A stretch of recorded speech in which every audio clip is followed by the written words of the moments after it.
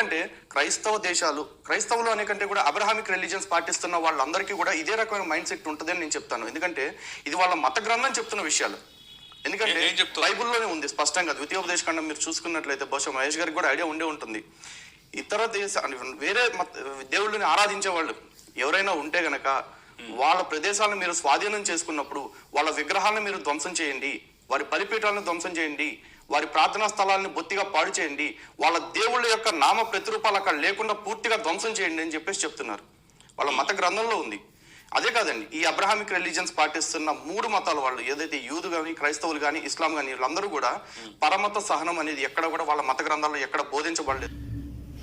మనము ప్రతిరోజు కూడా బైబిల్ విరోధుల గురించి, క్రీస్తు విరోధులు బైబిల్కు వ్యతిరేకంగా మాట్లాడుతూ బైబిల్లో ఉన్న మాటలను వక్రీకరించి ప్రజలను తప్పుదోవ పట్టిస్తూ క్రైస్తవ్యంపై హైందవులకు ద్వేషాన్ని కలిగిస్తూ వారు చేస్తున్న పనులన్నిటినీ వారు చేసే క్రియలను మనము రోజు కొన్ని విషయాలను మాట్లాడుకుంటున్నాం. నిన్నటి దినం కొన్ని విషయాలను నేను తెలియజేశాను. ఈ దినము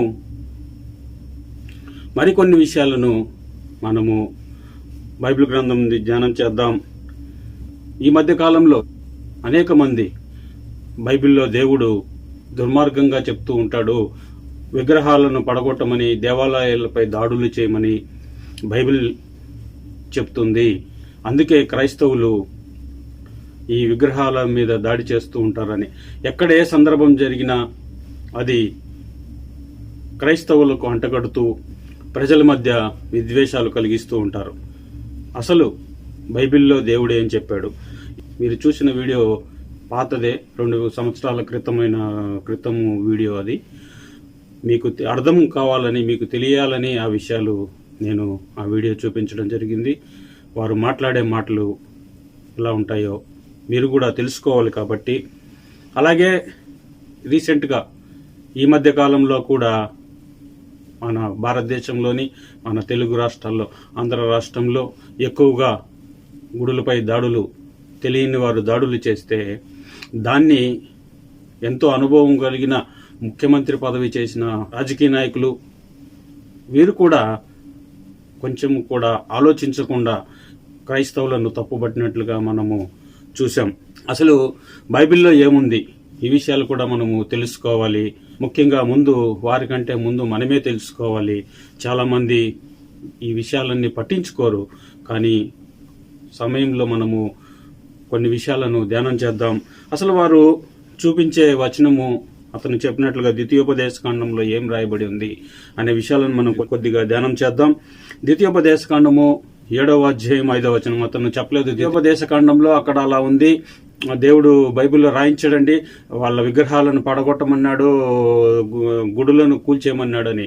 కానీ బైబిల్ గ్రంథము ఎప్పుడు కూడా అలా చెప్పదు. అది జరిగిన సందర్భాన్ని,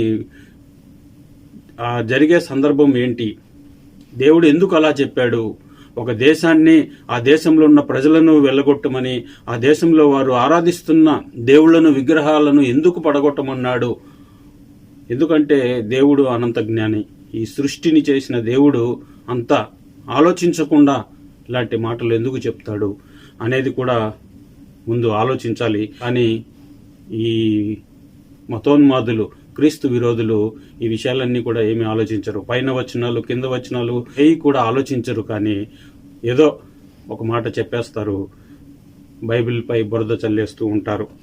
చూడండి, ద్వితీయోపదేశకాండము 7వ అధ్యాయం 5వ వచనంలో ఏం చెప్పారంటే, కావున మీరు వారికి చేయవలసినదేమనగా వారి బలిపీఠములను పడదోసి, వారి విగ్రహములను పగలగొట్టి, వారి దేవతాస్తంభములను నరికివేసి, వారి ప్రతిమలను అగ్నిలో కాల్చవలెను అన్నాడు. అగ్నిలో కాల్చివేయాలన్నాడు. ఆయన ఇంతకు దేవుడికి ఏంటండి బాధ? వారి ప్రతిమలను ఎందుకు పగలగొట్టమన్నాడు? అసలు మనము మామూలుగా అసలు దాని వెనక ఉన్న విషయాలు తెలియకపోతే అనుకునే మాట ఏంటంటే, అవును కదా, ఆయనకేంటి వచ్చిన బాధ, వాళ్ళు ఏదో దేవుణ్ణి పూజించుకుంటున్నారు కదా అని. కానీ సృష్టికర్తకు మానవాళి అందరూ కూడా సమానమే. వారు తప్పిపోతున్నప్పుడు వారిని సరైన మార్గంలో పెట్టవలసిన బాధ్యత దేవుడిదే. కాబట్టి చూడండి, అసలు ఎందుకు దేవుడు అలా అన్నాడు అంటే 4వ వచనంలో మీరు చూడండి. ద్వితీయోపదేశకాండము 7వ అధ్యాయము 4వ వచనంలో ఇలా ఉంది, నన్ను అనుసరింపకుండా ఇతర దేవతలను పూజించినట్లుగా నీ కుమారుని వారు మళ్లించుదురు. అందును బట్టి యెహోవా కోపాగ్ని నీ మీద రగులుకొని ఆయన నిన్ను త్వరగా నశింపజేయును. ఎందుకు వాటిని పడగొట్టమన్నారంటే, వారు నన్ను అనుసరింపకుండా ఇతర దేవతలను పూజించున్నట్లు నీ కుమారుని వారు మళ్లించుదురు అని దేవుడు సెలవిస్తున్నాడు. అందుకే వారి దేవతల విగ్రహాలను వాటన్నిటినీ పడగొట్టండి అని దేవుడు బైబిల్ గ్రంథంలో చెప్పినట్లు మనం చూస్తాం. ఇంతకు అక్కడ ఏం జరుగుతుంది అని మనం ఆలోచించినప్పుడు, ఇది ఇజ్రాయేలీలు ఐగుప్తు దేశంలో బానిసత్వంలో ఉండి దేవుడు వారిని బయటికి తీసుకుని వస్తూ ప్రయాణంలో ఉండగా అబ్రహాముకు దేవుడు వాగ్దానం చేసినట్లుగా కానాను దేశమును వారికి ఇస్తానని దేవుడు వాగ్దానం చేశాడు అబ్రహాం ద్వారా. ఆ కానాను దేశానికి ఈ ఇజ్రాయేల్ ప్రజలను ఐగుప్తు దేశంలో దాదాపుగా 430 సంవత్సరాలు ఐగుప్తు దేశంలో ఉన్న ఇజ్రాయేల్ ప్రజలను తీసుకొని ప్రయాణమే వెళుతూ ఉండగా మార్గ మధ్యలో వస్తున్న రాజ్యాలన్నింటినీ ఒకటొకటి జయించుకుంటూ ఇక కానాను దేశంలోకి వెళుతుండగా ఈ విషయాలన్నీ కూడా దేవుడు మాట్లాడినట్లు మనం చూస్తాం. చూడండి, ఈ కానాను దేశములో అప్పటికి ఎంతో మంది ప్రజలు ఉన్నారు. ఈ కానాను దేశం, కానాను అంటే ఏంటి, ఈ కానాను దేశం ఎవరిది, ఈ విషయాలు ముందు మనం తెలుసుకోవాలి. దాంట్లో అది తెలియాలంటే ముందు కొద్దిగా మనము చరిత్ర తెలుసుకోవాలి. ఈ కానాను దేశము ఎలాంటిది అనేది కూడా, వారి దేవతలు ఎలాంటి వారు, వారి ఆరాధన, వారి పూజా విధానం ఎలాంటిది అనే విషయాలు మనము కొన్ని తెలుసుకున్నప్పుడు దేవుడు అక్కడ చెప్పినట్లుగా అవి పడగొట్టమని ఎందుకు చెప్పాడో అనేది కూడా మీకు క్లియర్గా అర్థమవుతుంది. చూడండి, ఆలోచించండి, సత్యాన్ని గ్రహించండి. ఇక ఈ కానాను అనేది నోవాహు 3 కుమారులు ఉంటారు నోవాహుకి. ఈ నోవాహు కుమారులో ఒకరైన హాము కుమారుల్లో పుట్టిన కుమారుడు ఈ కనాను. ఈ కనాను పేరే ఆ కనాను ప్రాంతంలో నివసిస్తున్న ఆ దేశానికి కనాను దేశము అని రావడం జరిగింది. ఈ కనానులో నివసించే ప్రజలను కనానీయులు అని పిలవడం జరుగుతుంది. ఈ దేశంలోనే సొదొమ గొమొర పట్టణాలు కూడా ఈ దేశంలోనే ఉన్నాయి. ఇక ఈ దేశంలో వారి దేవుళ్ళేంటి, వారి పరిస్థితులేంటి, వారు ఆరాధించే విధానం ఎలా ఉంది అని మనం ఆలోచించినప్పుడు చూడండి, ఇక్కడ వీరు ఒక దేవుణ్ణి ఏర్పరచుకున్నారు. ఈ దేవుడి పేరు ఏల్ అని పిలుస్తారు. అలాగే ఈ ఏల్ దేవుడికి ఒక భార్య ఉంటుంది. ఆ భార్య పేరే అషేరా. ఈ ఏల్కు దాదాపుగా 70 మంది కుమారులు ఉంటారు. ఈ 70 మందిలో ముఖ్యమైన వాడు బయలు. ఎక్కువగా మనము బైబిల్ గ్రంథంలో చూస్తూ ఉంటాము బయలుదేవత అని. ఈ 70 మందిలో ఉన్న ఒక కుమారుడే, ఈ ఏలుకు పుట్టిన ఒక కుమారుడే ఈ బయలు దేవత అని మనకు చరిత్రలో చూసినప్పుడు తెలుస్తుంది. ఈ కనానీయులు ఈ ఏల్ అనే దేవుణ్ణి నిలవబెట్టుకొని ఆ మందిరంలో వారి ఆరాధన ఎలా ఉంటుందంటే, లైంగికమైన వ్యభిచారంతో కూడిన ఆరాధన వారు చేస్తూ ఉంటారు. దేవాలయంలోనే వారు జంతువులతో లైంగికంగా కలుస్తూ ఉంటారు. మనుషులతో లైంగికంగా కలుస్తూ దేవాలయంలోని ఆ దేవుని ముందే వీరు వారి ఆరాధన పద్ధతి ఎలాంటిదంటే, ఆ దేవాలయంలో ఆ దేవతల ముందే వారు స్త్రీలతో, పురుషులతో, అలాగే పురుషులు ఇలా లైంగిక వాంఛలు తీర్చుకుంటూ ఆ కార్యక్రమాలన్నీ ఆ గుళ్ళో చేస్తూ ఉంటారు, ఆ ఆలయంలో.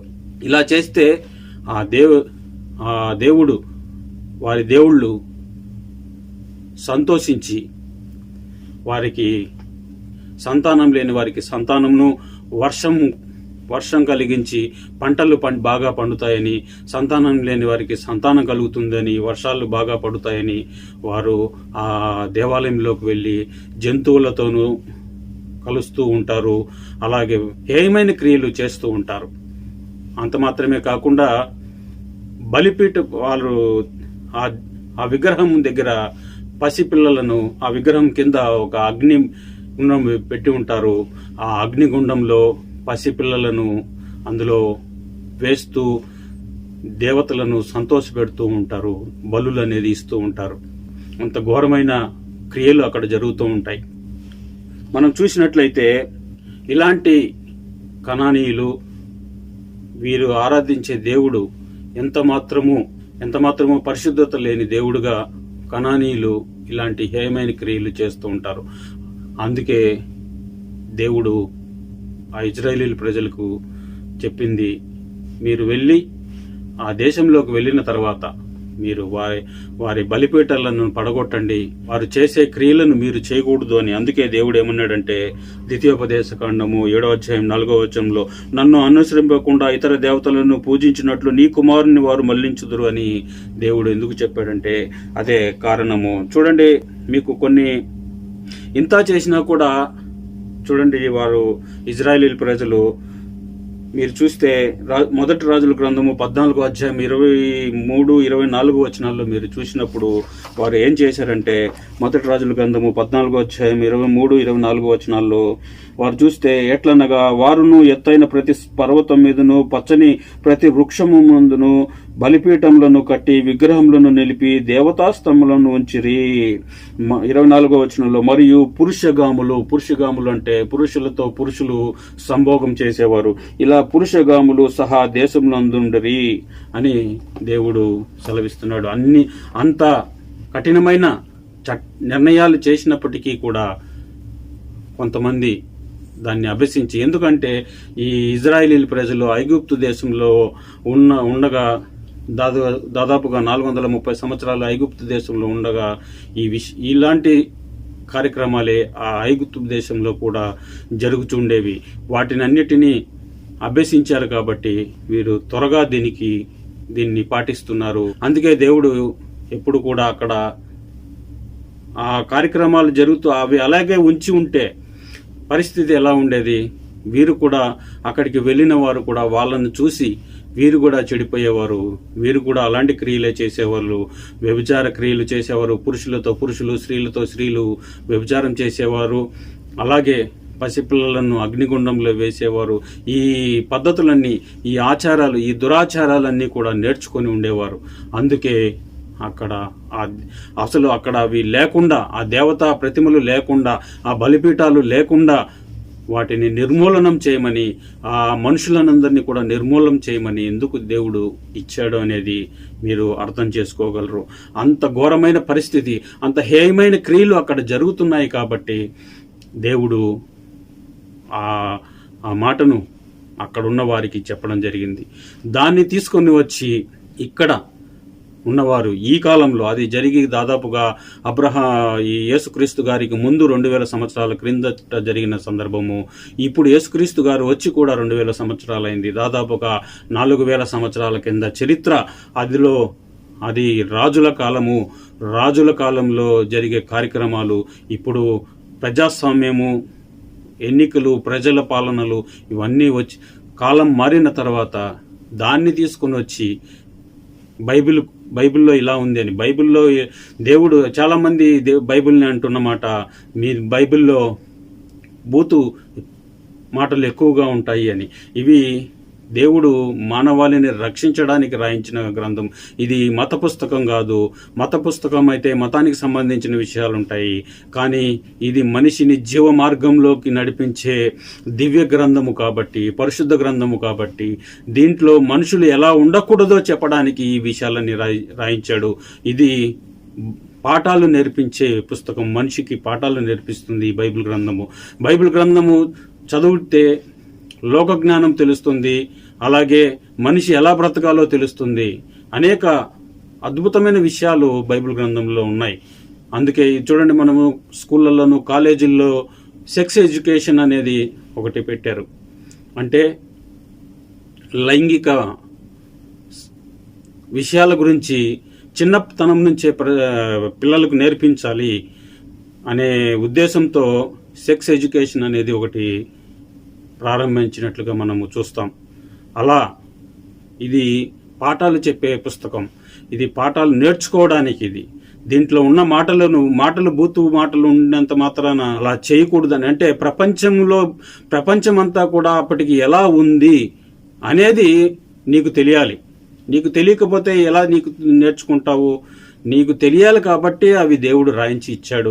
అవి రాయించి ఉండడం బట్టే కదా ఆ కాలంలో దాదాపుగా 4000 సంవత్సరాల క్రితం ఏం జరిగింది, అక్కడ ప్రజల జీవన విధానం ఎలా ఉండేది అని నీకు తెలిసిందంటే ఆ దేవుడు అవి రాయించి ఉంచాడు కాబట్టి, దాన్ని భద్రపరిచాడు కాబట్టే కదా నువ్వు ఈరోజు తెలుసుకుంటున్నావు. అంటే అలా ఉండకూడదు అని సెలవిస్తుంది. అందుకే పౌలు గారు అంటారు, ఇవి మీకు బుద్ధి కలుగుటకు దృష్టాంతములుగా వీటిని రాయడం జరిగిందని కొరింథీయులకు రాసిన పత్రికలో చెప్తాడు. నాకు బుద్ధి కలగడానికి ఈ విషయాలన్నీ కూడా రాయించాడు. ఇక కొన్ని వచనాలు మీకు చూపిస్తాను, అక్కడ పరిస్థితులు ఎలా ఉండేటివి అని మనం చూసినప్పుడు చూడండి.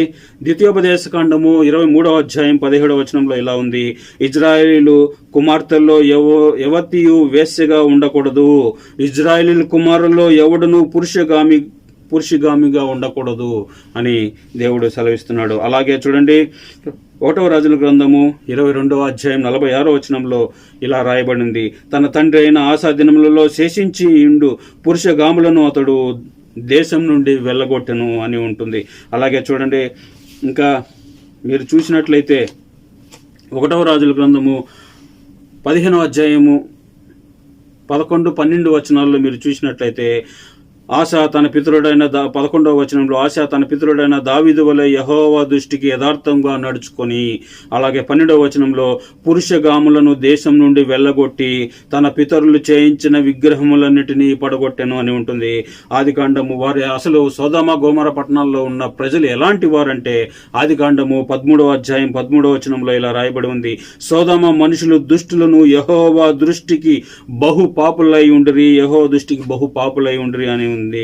అలాగే ఆదికాండము 18వ అధ్యాయం 20వ వచనంలో ఇలా రాయబడింది, 20వ వచనం, మరియు యెహోవా సొదొమ గొమొర్రాలను గూర్చిన మొర గొప్పది గనుక వాటి పాపము బహు భారమైనది గనుకను అని దేవుడు సెలవిస్తున్నాడు. అలాగే ఆదికాండము 19వ అధ్యాయము 1వ వచనంలో మనం 1 నుంచి 11 వచనాలు మీరు చూసినప్పుడు సొదొమ గొమొర్రా ప్రజలు ఎలా ఉంటారో మీరు తెలుసుకోవచ్చు. ఉదాహరణకు నేను 2 వచనాలు చూపిస్తాను చూడండి. 5వ వచనంలో లోతును పిలిచి అక్కడ జరిగిన సందర్భం తెలుసు. సొదొమ గొమొర్రా పట్టణాలను దేవుడు నాశనం చేస్తుండగా అక్కడికి దేవదూతలను పంపించాడు లోతును అక్కడ నుండి తప్పించడానికి. ఆ రాత్రి ఏం జరిగిందంటే ఆదికాండము 19వ అధ్యాయము 5వ వచనంలో లోతును పిలిచి, ఈ రాత్రి నీ యొద్దకు వచ్చిన మనుషులు ఎక్కడా?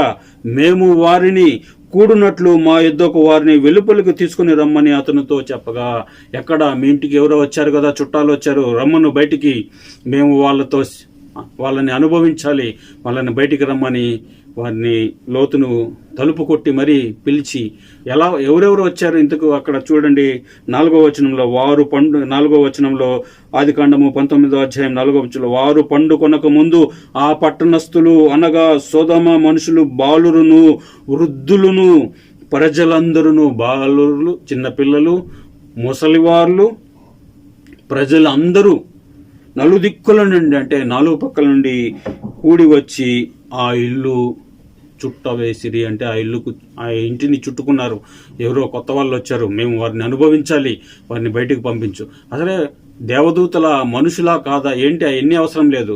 అసలు జంతువులతోనే వాళ్ళు కలిసేవాళ్ళు, ఆడవాళ్ళు కలుసుకునేవాళ్ళు, మగవాళ్ళు శారీరకంగా కలిసేవాళ్ళు. అలాంటిది వారికి మనిషా జంతువా పశువా అనే భేదం లేకుండా అంత దుర్మార్గమైన పరిస్థితిలో ఆ సొదొమ గొమొర్రా పట్టణాలు ఉండేవి. అందుకే వాళ్ళు ఏమంటున్నారు, వారిని బయటికి పంపించు, మేము వారిని కూడాలి, వారితో మేము వ్యభిచారం చేయాలి, వారితో సంభోగం చేయాలి అని పిలిచినట్లుగా మనం చూస్తాం. అందుకే సొదొమ గొమొర్రాల పట్టణాలపై దేవుడు కోపాగ్నిని రగిలించి అగ్ని గంధకాలతో దాన్ని తుడిచివేశాడు. తర్వాత మనం చూస్తే ద్వితీయోపదేశ కాండంలో ఎందుకు ఈ విషయాలన్నీ చెప్పాడంటే, ద్వితీయోపదేశ కాండంలో చెప్పినట్లుగా 7వ అధ్యాయం 5వ వచనంలో, కావున మీరు వారికి చేయవలసినదేమనగా వారి బలిపీఠములను పడదోసి వారి విగ్రహములను పడగొట్టి వారి దేవతాస్తంభములను నరికివేసి వారి ప్రతిమలను అగ్నిలో కాల్చివేయవలను అని సెలవిచ్చారు. వారు ఏంటంటే ఒక విగ్రహాన్ని వాళ్ళు తయారు చేసుకున్నారు. వారు అనుకున్నది ఒకటి తయారు చేసుకుని పెట్టుకొని దాని ఎదుట ఆ దేవాలయం అనే ఒక పవిత్రమైన పేరు దానికి పెట్టి ఆ దేవాలయంలో వ్యభిచారం చేస్తూ సంభోగం చేస్తూ ప్రార్థించడము అనే దుష్క్రియను వాళ్ళు అక్కడ చేస్తున్నట్లుగా మనం చూడవచ్చు. మీరు చరిత్ర చదవండి, కనానీయుల చరిత్ర చూసినప్పుడు మీకు అన్ని విషయాలు తెలుస్తాయి. అలాంటి పరిస్థితిలో వెళ్లకుండా ఎవరైతే వెళ్తున్నారో ఆ ఇజ్రాయేలీ ప్రజలు, వారిని చూసి వీరు కూడా చెడిపోయి అలాంటి కార్యక్రమాలు నేర్చుకుంటే మంచి పద్ధతేనా అది అని ఆలోచించాలి కదా మనం. అలాంటి పరిస్థితిని నుండి దేవుడు మానవాళిని తప్పించడానికి అనేక కార్యక్రమాలు చేస్తూ ఉంటాడు. బైబిల్లో అనేక విషయాలను రాయించి ఇచ్చాడు. మనిషిని దేవుని స్వరూపంలోకి తీసుకువెళ్ళడానికి బైబిల్ ఉపయోగపడుతుంది. దాంట్లో ఉన్న అక్షరాలు కాదు నువ్వు చూడవలసినది, ఆ దేవుడు అంత బాధతో ఎందుకు చెప్తున్నాడు, ఆ విషయాలన్నీ ఎందుకు రాయించాడు అంటే, అంత అనంత జ్ఞాని, ఆయనకు తెలీదా ఎందుకు అలా రాయించాడు? రాయించకపోతే ఎక్కడ నువ్వు చెడిపోయి నాశనమైపోతావో, నువ్వు ఎక్కడ ఆ దుష్టత్వంలో పడిపోతావో అని దేవుడు అవన్నీ రాయించి ఇచ్చాడు. వాటిని మనం చదివి తెలుసుకొని నేర్చుకొని వాటి నుండి మనము దూరంగా జీవిస్తూ ఉంటే అది మన గొప్పతనం. అంతేకాని అందులో ఉన్నవి అలా ఉంది, ఇలా రాశాడు దేవుడు, అలా రాయించాడు అని కాదు.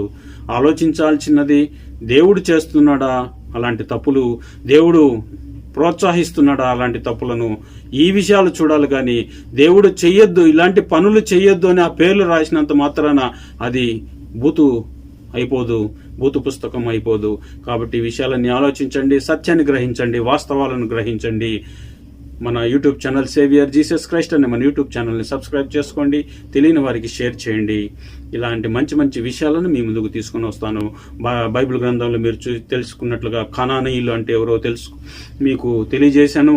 వారి ఆరాధన ఎలాంటిది, వారి జీవన విధానం ఎలాంటిది మీకు తెలియజేశాను. బయలు అంటే ఏంటి, బయలుకు వాళ్ళు ఎలా ఆరాధిస్తారో, అందుకే దేవుడు బైబిల్ గ్రంథంలో బయలుకు కట్టిన కట్టడాలన్నిటినీ ఎందుకు పడగొట్టారు అనే విషయాలు మీరు ఆలోచించుకోవచ్చు. అంత దుర్మార్గమైన ఆరాధన వారు చేస్తున్నారు కాబట్టి, హేయమైన ఆరాధన, వ్యభిచారంతో కూడిన ఆరాధన, సంభోగంతో కూడిన వ్యభిచారం చేస్తూ సంభోగంతో చేస్తున్న ఆరాధన, అది ఎంత మాత్రము పద్ధతైన ఆరాధన. దాన్ని పడగొట్టితే దేవుడు అదో విగ్రహాలను పడగొడుతున్నారు అంటున్నారు. వాళ్ళు మూర్ఖత్వంతో చేస్తున్న పనులను దేవుడు ఎంకరేజ్ చేయమని చెప్తున్నారా? మీరు ఆలోచించాలి ఈ విషయాలన్నీ కూడా. దేవుడు అలాంటి క్రియలను కూడా నాశనం చేశాడు కాబట్టే మానవాళి ఇప్పుడు ప్రశాంతంగా జీవిస్తుంది. లేకపోతే ఎంతమంది అమాయక పసిపిల్లలను అగ్నిగుండంలో వేసుంటే ఎంతమంది చనిపోయేవారు. అది పడగొట్టకపోతే వారు కూడా, ఇజ్రాయేలీలు కూడా అక్కడికి వచ్చి ఎంతోమంది నశించిపోయేవారు ఆ కార్యక్రమాలు నేర్చుకొని. అయినప్పటికీ కొంతమంది ఆ కార్యక్రమాలు చేశారు, మనం చూసాము. అలాంటి వారిని కూడా దేవుడు వారిని దండించి ఇజ్రాయేలీల్ని చెరలోకి పంపించాడు. ఇలాంటి అనేక విషయాలు ఉన్నాయి. దేవుడు ఎవరు తప్పు చేసినా కూడా క్షమించే దేవుడు కాదు. ఆయన తప్పు చేస్తే సొంతవారు, మీవారు, మావారు అని కాదు, ప్రజలందరూ కూడా ఆయనకు సమానమే. ఎవరు తప్పు చేసినా కూడా ఆయన దండిస్తాడు, శిక్షిస్తాడు. ఇజ్రాయేలీల్ని తప్పు చేస్తే దాచిపెట్టుకునే దేవుడు కాదు. అలాగే వేరే వాళ్ళు ఎవరన్నా తప్పు చేస్తే దాన్ని బయట పెట్టే దేవుడు ఇలాంటి మనస్తత్వం కలిగిన దేవుడు కాదు బైబిల్లో ఉండేది. ఎవరు తప్పు చేసినా మానవుడు, దేవుడికి మనల్ని చూసేది మనుషులనుగా చూస్తున్నాడు. మానవుడు ఎవరు తప్పు చేసినా కూడా ఆ తప్పును బయట పెడతాడు, ఆ తప్పును రాయించాడు. అలా రాయబడినది గ్రంథమే బైబిల్ గ్రంథము. కాబట్టి ఈ విషయాలన్నీ ఆలోచించండి, సత్యాన్ని గ్రహించండి. Thank you so much.